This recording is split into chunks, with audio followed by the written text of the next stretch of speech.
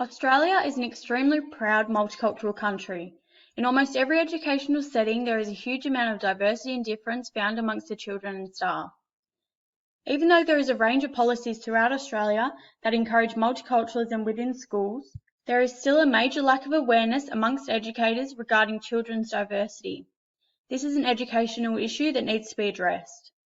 Many educators are not aware of the impact racism or exclusion can have on children within early childhood education and further schooling, and do not have the knowledge of how to be a multicultural educator.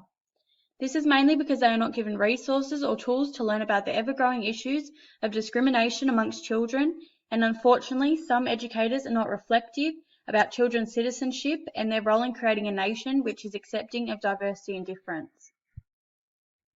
There is an abundance of childhood and family diversity found in the education system. According to statistics, at least 500,000 children attend school in Australia, and almost 15% of this number are bilingual children from a diverse socio-cultural background. Specifically in New South Wales, 21% of residents were born overseas, and more than 1 in 4 New South Wales school students speak a language other than English. In response to this growing level of cultural diversity, Australian educational policy has been designed to create an inclusive environment for all children. Education is an area where policies, politics, and are strategically connected to a vision of the future of the nation and its citizens. It is fundamentally important that children are educated about diversity as they are the future of our nation. Some New South Wales government policies, frameworks and guidelines include the Multicultural Education Policy, the Multicultural Plan, and the Early Years Learning Framework. The Multicultural Education Policy aims to commit schools to providing opportunities that enable all students to achieve equitable education and social outcomes and participate successfully in our culturally diverse society. The Multicultural Plan provides the Department of Education strategies for ensuring that the education and training needs of a culturally and linguistically diverse New South Wales are addressed, and the Early Years Learning Framework of Australia addresses the fact that diversity in family life means that children experience belonging, being and becoming in many different ways.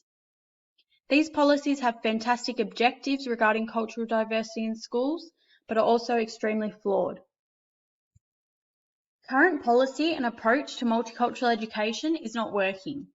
In educational settings, pedagogical approaches and policies related to cultural, racial, and social difference have been informed by a broader social and political process based on normative understandings of socio-cultural difference. Dominant discourse, which is often formed by westernized thinking, are usually the basis of most policy and are socially constructed.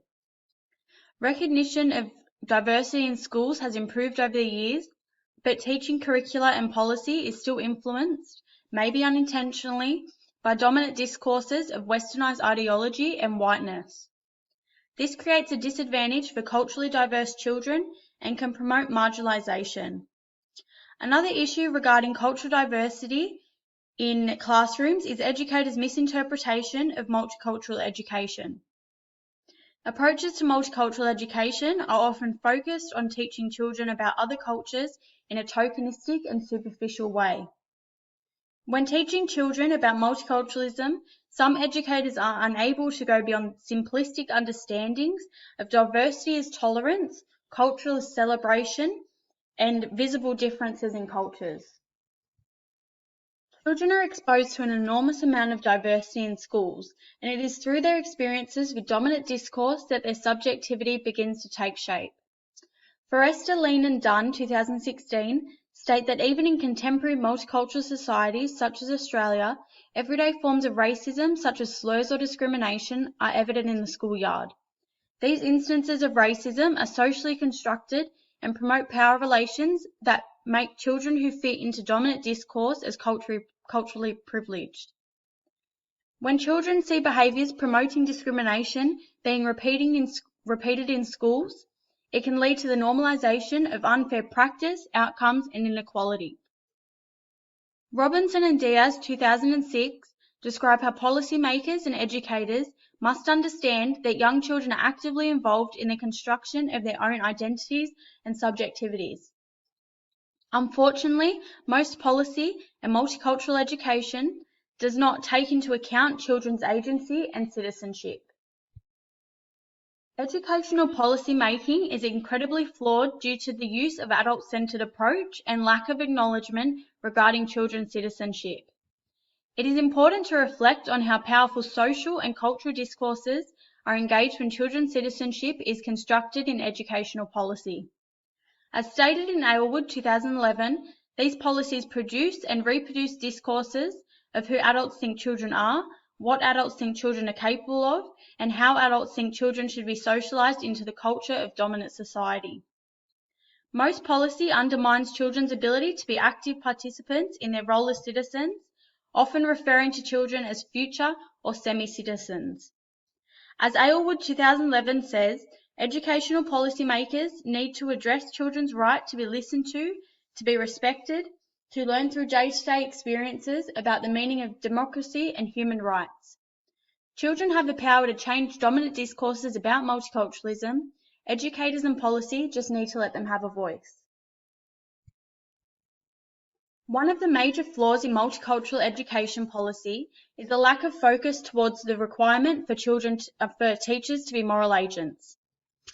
As stated in the New South Wales Education Department's Multicultural Plan, education plays a central role in equipping children with the knowledge, skills, and understandings, values required to participate in, contribute to, and face the challenges of our democratic society in the 21st century.